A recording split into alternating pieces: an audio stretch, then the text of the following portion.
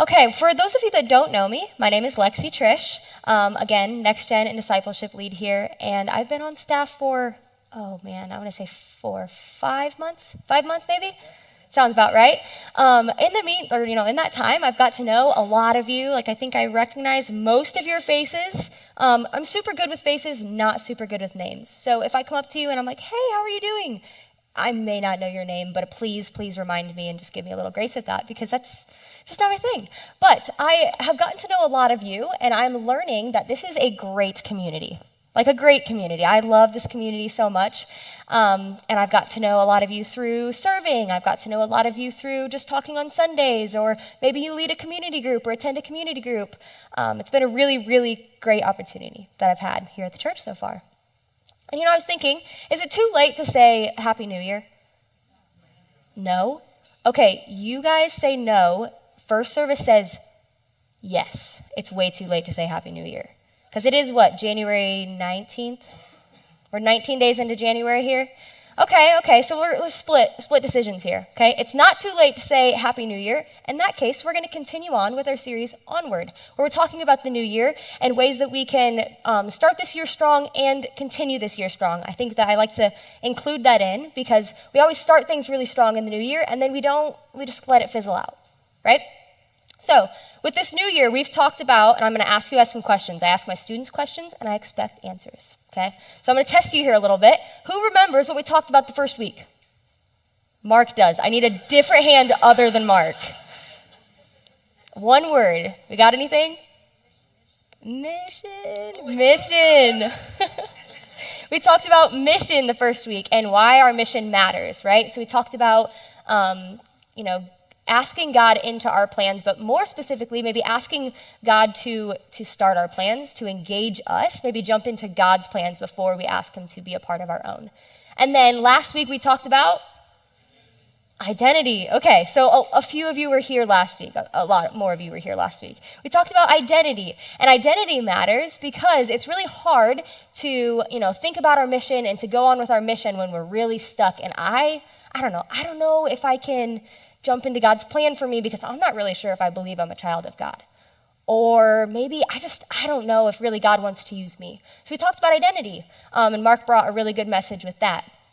This week, we're jumping into a new part of Onward, and that is community, okay? So something I'm really excited to talk about because, again, I do lead community groups. Also, if everybody can take a look that way. There's a little sign up there. It says community groups. I see a few heads turned. We'll get to that in a minute. But those community groups set up, and they will be starting next week. It'll start January 26th, and it'll go for the next 10, 12 weeks, depending on what studies you sign up with. But really good opportunity to talk about community here. Before we talk about why community is important, or how we can jump into community, I think it's probably important that we talk about what community is. Okay? So, if I say the word community, what do most of you think of? Say that again. People, community, people. So we think of maybe in a broad spectrum, our community is Kendallville, right? We belong to, if somebody says, where are you from? You say, I belong to the Kendallville community. Or maybe if you have kids that are in school, you say, I belong to the East Noble community. Or maybe you say, we belong to the basketball community because we love basketball. Right? There's a lot of different communities that we'd say we are a part of. But my question to you is, can you be a part of that community and not feel connected in that community? Yes. Because I think oftentimes we'd say we belong to Kendallville, but maybe we don't feel connected in Kendallville. Or we could say we belong to Fairview Fellowship, but we don't feel connected in Fairview Fellowship. So today we're going to talk a little bit more about not just community, but the connection that we find in community. And for that, I've labeled this sermon, Direction Towards Connection. Okay, so we've talked about community and why it's important, we're going to talk about why it's important, okay? Last week, we mentioned the verse Genesis 1:26, and we do this a lot of times with identity because, we like to know that we are made in his image. And so we're going to read this over, kind of refresh our minds a little bit. Then God said, let us make mankind in our image and our likeness. That's what I want to focus on from this. Do we notice anything? Maybe something that We've heard this verse many times, but we've never heard it like this before. Anything? I think sometimes we hear this verse and we think like we are made in God's image. And then we think of God as singular, like God singular. But what does this say? It says, let us make mankind in our image and in our likeness. So that implies what? Plural? Correct. Plural. Okay, so then when we talk about it this way, God is saying here that I am making you in the image of the Trinity being three, right? Father, Son, and Holy Spirit. So if God is implying that he was created in a community or in a connection of three, then we too, if we are made in his likeness, are created in a connection and a community of other believers. So that is why it's important, okay? I also want to take a look at Ecclesiastes 4, 9 through 12. And it says, 2 are better than 1 because they have a good return for their labor. If either of them falls down, one can help the other up. But pity anyone who falls and has no one to help them up. Also, if 2 lie down together, they will keep warm.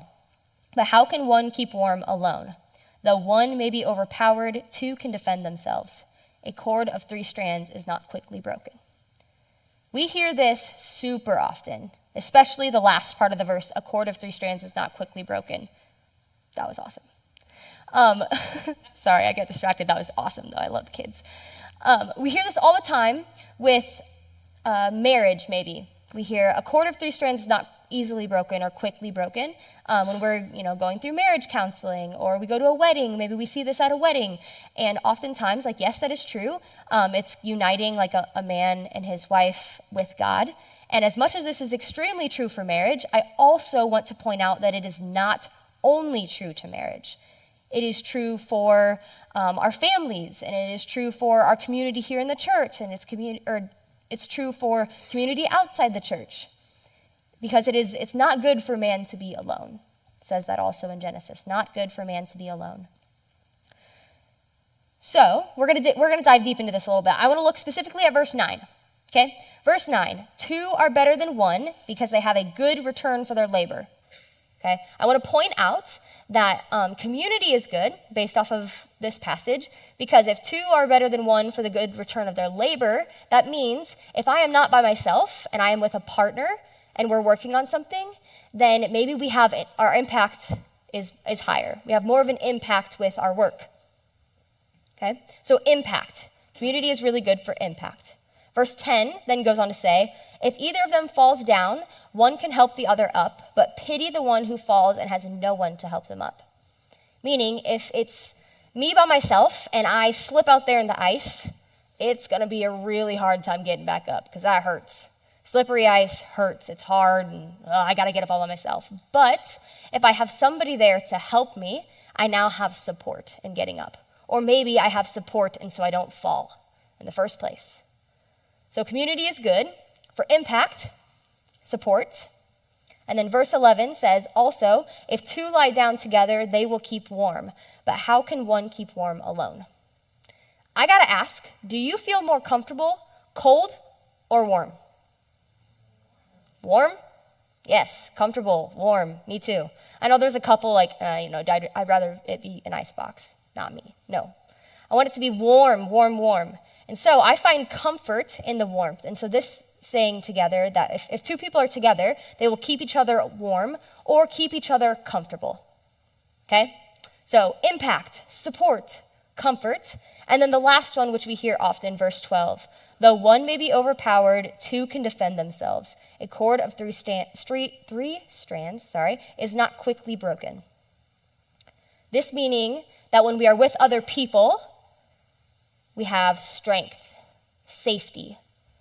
When we aren't alone, we're safe. So community is good for impact, support, comfort, safety. All of these things, super, super important. And if I told you right now that if I was, doing a commercial and I said, you know what, this car right here that I'm going to sell you is strong and it's safe and it's got comfortable seats and it's super supportive if you want to carry all that stuff in the back, you're like, yes, I'm buying that car, right? I'm buying that car. Or this house is safe, it's in a good neighborhood, it's comfortable, the nice neighbors, you're like, yes, awesome, I'm buying that house. And so if all of these things are true for the material things that we want, then why sometimes is it really hard for us to recognize that community is good for us when community has all of these things? It's difficult. I think that sometimes too, we have a hard time getting into community, not because we don't think that it's good, but because we're really nervous, like to step into it when we don't know how. We may understand that it is important, know why it's important, we know what it is, but if we don't know how to step into it, then we're just too scared and we're not going to do it in the first place, right? So today I want to talk about 3 different ways that we can step into community, how we can find connection in this community. The first one being church gatherings. Right here, right now, we are in a community. This is what we're doing, okay? But maybe not at this very moment are we connecting. We're all sitting here in a community, but because I'm speaking to you and you're listening and all that kind of stuff, maybe you're connecting with the Word, you're connecting with God, but you're not necessarily connecting with the other people around you in this very moment. So the church gathering is actually a way where we can come to, find a community and find a connection. Oftentimes, I think that we tell ourselves the lie of, I don't need to go to church to have a relationship with God. I don't need to. It's fine. Like, I understand some people need to go to church to have a relationship with God. It's not me. I can have a relationship with God every day on my own, by myself. I would encourage you to think a little differently on this because it is super important that we come to church. The community that we find here is what's important. When we are with other people, where 2 or more gather, Christ is there as well. And so when we are with other people and we get to have conversation and we get to show encouragement and love and respect and get to know people and vulnerability, when we have those moments with individuals, that right there is where Christ is present in our relationships. And so if we don't allow ourselves to connect with people, even in a huge setting, if we don't allow ourselves to connect with people, then Christ doesn't have an opportunity to work in those relationships. So Matthew 18:20, I don't know if that was on the board or not. For where 2 or 3 gather in my name, there I am with them. So he's here right now because we are in this room and we're together. It's not the room, it's not the building, it's the people that are here and we're gathering and he's here with us. But even in those one-on-one conversations, he has opportunity to work. I also want to point out, too, that this building is awesome. The idea that we get to come here to this building and it's beautiful and we have a nice place to sit, we've got these beautiful lights, and it's awesome. It's great. The church building is awesome, but the people are the church. And so maybe you think I don't need to go to the church building.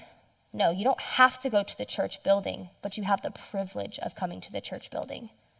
You have the privilege of coming here at 9 and 11 to have security, and we are going to come to church every day at every Sunday at 9 a.m. There's going to be worship. There's going to be a message. You have something to count on.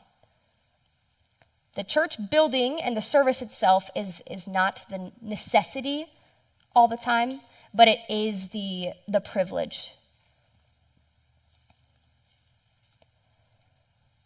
So, big group, we get to come here, we get to have some time together. How do we find the connection in this big group? I like to tell my students, a lot of the time, I use the analogy of a lunchroom when we talk about things. And I always say let's picture that you're going to the lunchroom. You're going to get your lunch, and then it's a huge place. There's tons of kids in there, but you know exactly what table you're going to. You're looking for your friends, looking for nobody else, right? So kids are going to come into the lunchroom. They're going to grab their lunch, and they're going to zoom straight to their friends, like V-line to their friends. Not that they are doing anything wrong or they are intentionally leaving out people, but if they just take a second to look and see who's around, they might see one person sitting alone at the lunch table. And then now, instead of going straight to my friends who I know are going to be there, I can sit with this person at the lunch table and just, hey, how are you doing? Do you have friends coming? Start a conversation. Maybe it's just a simple conversation. It's just a, hey, hello, how's your day? Maybe it's a little bit more. Maybe it's more. Maybe you find that this person is new to school or new to church. They've never been here before. They're not going to seek out anybody because they see everybody's got their own tables and their own friends. They're not going to ask to join something that's already established. But when we step out of our way to get to know them, it means a whole lot more. They feel seen, they feel loved, they feel known. That's where God gets a chance to work. And so yes, this is true in a lunchroom, in a school. This is also true in our work. This is also true in the church. I bet there's some of us in here that come straight in that door. They find their seat. They know where they sit every week. And then once the sermon is over, they leave. Not that that is wrong, but think about how much more can happen if you would walk out that door, go to the connection point before you leave, and maybe you say hi to somebody. Just hi. Hello, my name is whatever. Hi, my name is Lexie. I'm new. All the things. Maybe you're sitting here and you're like, no, I'm good with that. I'm good with church. Like, coming to church, I've got community here, I feel comfortable. Maybe you're like, this right here does not apply to me. Okay, I'll take you to the next situation. Okay, serving communities. Maybe some of us here serve. We serve, there's plenty of opportunities. There's the security team, there's kidsmen, there's student men, there's community groups as like leader, there's coffee and first impressions. We have tons and tons of opportunities to serve. So maybe you serve and you're thinking, I serve every once in a while, it's good, but it's just a job. Like I just come, do my job, leave. Okay? Have you ever thought that maybe, like you're serving in the area that you're serving because you have a gift. God has given you a specific gift. Have you ever thought that maybe the other people that you're serving with have that similar gift, similar interest? And so now when you change your perspective of I'm just serving with other people, when you start to look at I'm serving with other people with similar interest to me, then you can create a community. You start to realize that maybe you have some things in common. And if you have nothing in common, let me tell you, you have one thing in common. You both love the Lord. That's where you can start. You can start a conversation with somebody. Hey, like, I come to this church. I love the Lord. This is my testimony. What's yours? Got a question, or you got a conversation that you can start, and communities start from there. So it's all these like-minded people that you get to serve with. Hebrews 10:24-25 says, "And let us consider how we may spur one another on towards love and good deeds, not giving up meeting together, as some are in the habit of doing, but encouraging one another, and all the more as you see the day approaching." So this right here reminds us that in our small communities, we, especially if we're serving, that we have the opportunity to encourage each other, to spur each other on, doing good deeds. And so maybe if you're serving, the conversation begins of, hey, we have some similar things in interest. Now let me encourage you to serve, not just serve, but to serve well. I'm going to encourage you to serve well. And then in turn, you encourage me to serve well. And then we feel connected. There's that connection there of accountability. Maybe that's it for you. Maybe you're sitting here and you're like, nope, not doing that. I'm good with the whole serving thing. I'm good with the church thing. I'm fine on that. Okay, I'll throw one more at you. Community groups. Now this is my favorite one. I love to have this conversation. Again, did I remind you that there is a table over there? There's some community groups standing around. Yeah, check it out. Okay, check it out. Just promise me you'll at least look at them. Just look at them. Anyways, community groups, super, super awesome opportunity. Not only to have communication and encourage each other, and maybe you're just thinking like, oh, it's just a Bible study. Like I'm just going to go there, we're going to read the Bible, learn a little bit, leave. No, but there's more to that, right? Community groups give you the opportunity to take this huge building, split it up a little bit, and then you get this like relationship with the people that are in your group. People that have similar interest in the sense of like, oh, we both want to learn the same thing. You get to have conversation, you get to learn from one another, but then also discipleship. Community groups are about relationship and discipleship. So not only are we going to like do life together, but I guarantee that if you go over to one of those community groups and you're like, you know what, I'm a man, I'm going to join one of the men's Bible studies, or the men's community groups over there. It's not just going to be people of the same age, but you're going to have a couple people that are older than you, and you may have some people that are younger than you, and you may have some people with some different backgrounds, and a whole bunch of different stuff, right? Like everybody is different in that group. And so we get to learn from each other. We get to have conversation, and hey, this is what God is teaching me today. This is what God taught me through a difficult situation. And then maybe that teaches somebody else who's going through it, or somebody who's going to go through it. It's discipleship. It's learning and growing, being there for each other. When I was out west, probably a couple summers ago, I worked for a summer camp. And so we were out west and we're driving through, and I got really bored in the car. There wasn't much more to talk about with the people that I was with. We had just spent a really long day together. So I'm looking out the window at all these bulletin boards. Guys, there's not many. It's all dirt out there. Not many bulletin boards. But when we would come up to one, you'd see the welcome to whatever, population whatever. So population, some of them population 12,000 and some, population 47,000 and some, population 87. It's all different, right? And so I'm sitting out there and I'm looking and I'm watching all these things and I'm like, man, I don't even think I know what the population is where I'm from at all. I don't know. It doesn't probably matter. But I'm thinking 47,000, that's a lot of people. 12,000, that's a little bit better. And then I look at the 87, period, 87. And I'm like, what do they have? Do they just have a couple houses and maybe a gas station? I'm wondering if they actually share sugar, knock on their neighbors' doors and hey, I really do need a cup of sugar and I can't drive that far. I'm wondering, thinking all these things, and then I begin to realize the extrovert in me is no, I want 12,000, 47,000. That sounds phenomenal. And then I start to think about it a little bit more, and I was like, okay, but the 12,000, 47,000, they probably don't update their boards very often. And when they do, it becomes 12,000-ish or 47,000-ish. But then I'm just thinking of that 87, the population of 87. When they have a new birth, what do? I'm sure that they probably are proud of that new birth and write 88.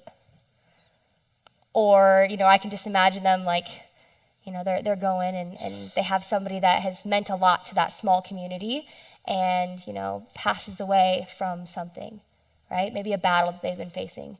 Passes away, and now that 87 turns to 86. But they all celebrate that person's life or mourn together. That 87 does not look like much, but the connection that all of them would have would be so meaningful. Everybody in a 12,000 community, maybe they know a few people that they run into at the grocery store, but that's about it. Everybody in an 87 community, you would be a name, you would be a face, you would have a story, you would be loved. The people in the 87 community would have that connection. And so I wonder if maybe, we could do that here as a church too. Maybe we can't all know everybody's names in this room right now. I wish I could go, hey, let's just start and say everybody's names and tell me your life story. We can't do that today. It's just not going to happen. But if we break into those community groups, guys, we get that opportunity to not just be a seat in the chair, but we get to be a person. We get to be seen, known, and loved in our small group communities. They're important.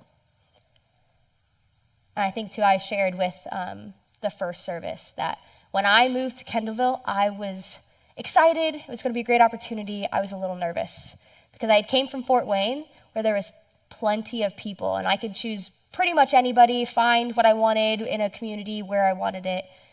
And then I moved to Kendallville, and Kendallville is a whole lot smaller. And so I had an idea of what community looked like. I was looking for people my age, and there's not a lot of people my age in this community. And so I was kind of discouraged at first. And then I realized that the community that I needed was not the community I was looking for, but the community was the people that were speaking into me and encouraging me, the people that I get to speak into There's that discipleship piece. There's a lot of relationships that I've created that I never would have thought like they would have been such strong relationships until I just allowed that first initial conversation to happen. And then the next conversation after that, and the next conversation after that. Okay. Before I end things, I kind of just want to throw out an illustration to kind of wrap all of these ideas up. Because, again, community is important, connection is important, but here's why. So I get to brag about myself a little bit. I am recently engaged, and yeah, super exciting. But in being engaged, I'm like, planning the wedding, doing all the things, whatever. And I see this a lot. Can you guys see that over there? Does everybody know what this is? Has anybody seen something like this before? Oh yeah, it's a cross. But when you prepare for a wedding, sometimes you, people will do that, like the unity. They'll do like a unity candle or like pour sand. This is another option that I've seen some people do.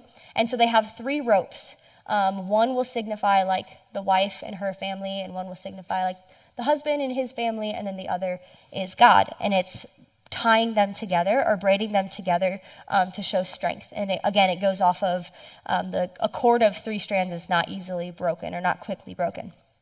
So that is what this is. But then I was thinking about it, and I was like, this is not only for marriage. It's not only for weddings. Like, it has so much more meaning, especially in a community setting. And so I was looking at it, and I was like, okay, if we look at this too, there's 3 in the Trinity. We go back to the Trinity idea, right? Or the Trinity. There's the Father, the Son, and the Holy Spirit. And all of them together in one being is strong. Like, this is really strong. I could, throw this off of here and it stays together. That's strong. Okay? So you guys know how like twisting works, right? You ever twisted something together before? I'm not going to undo this because, guys, this top knot was really hard. It's just really hard. But if you twist something, what happens when you twist it? If I twist it and hold it here, it's going to stay together, right? But then what happens if I let it go? It unwinds. It unwinds. It doesn't stay together. So if we had the Trinity without one of the pieces, if we were missing the Father, the Son, or the Holy Spirit, the Trinity would not work the proper way that it's supposed to, because it's meant to be together. It is 3, separate pieces in one being. So that's how that works. But then on top of that too, let's look at it from our community perspectives, right? So we'll look at it from the church, we'll look at it from serving, and we'll look at it from community groups. If we come to a church service and the people show up and the pastor shows up, the worship team shows up, whatever, but God doesn't show up, what's that church service going to look like? It's not going to be church, right? So we already said that like when the people gather, that's when God comes, and that's where the church is. So that church service would be pretty useless. So thank the Lord that he is here. When we were singing Abide, I was even thinking too, like the lyrics, we depend on you, or I depend on you. Like, this church service could not happen without God. Seriously, could not happen without God. We depend on him to show up. So thank the Lord that he does every time. Okay, we look at it from a serving perspective, okay? So the students show up. If I come tonight and God shows up, the students show up, but what if I don't show up or the leaders don't show up? How many of you would trust to send your kids to a place where there's no leaders? Not many of you, right? I wouldn't either. The leaders have to be here. God has to be here. The students have to be here for it all to work, for it to be a good community. Okay? Looking from the community group's perspectives. God shows up. The leaders show up. No people show up. Is that going to be a successful community group? Probably not. Guys, there's in order for this to be a strong cord, for it to be a strong community, all 3 aspects have to be there. We need somebody to lead. We need somebody to have conversation with. We need the people to show up, God to show up. And so when we talk about community groups, we talk about like community, like these are the things that are important. It's important that we build this strong foundation. And we can't build a strong foundation unless we learn to like want that connection. and have those conversations. But I can promise you that when all three of the aspects show up, we let God do his work, the leaders are there, or there is leadership of some sort, there's conversation happening, there's connection happening. When all of these things show up, guys, that's when we get to model Jesus. Begin to model Jesus. So we're going to do something a little different today. We're not going to end in a song, but instead we're going to say a prayer, and I'm going to leave the opportunity for you to speak to God on your own today, just for a little bit.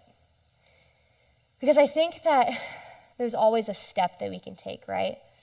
Led by the Holy Spirit. And so I'm going to ask that, like, as you're praying today, just ask the Lord, like, Lord, what step do you want me to take towards community? It doesn't have to be a big step, guys. It can be a small step. Like, Lord, do you want me to join a community group? Is that the next step? Or do you want me to learn, like, to join into, like, a serving opportunity? Or maybe you're online right now and you're like, I've enjoyed online service. It makes me nervous to go to in-person service. Maybe that next step is showing up to service in person and saying hello to somebody. Or maybe you're just like, I don't know, man. I am an introvert. I would much rather just stay in the back and not talk to anybody. Maybe that one step is just saying hello. Simply saying hello. There's plenty of steps, guys, that like God can ask you to take. But right now, I just want you to ask the Lord yourself. Okay?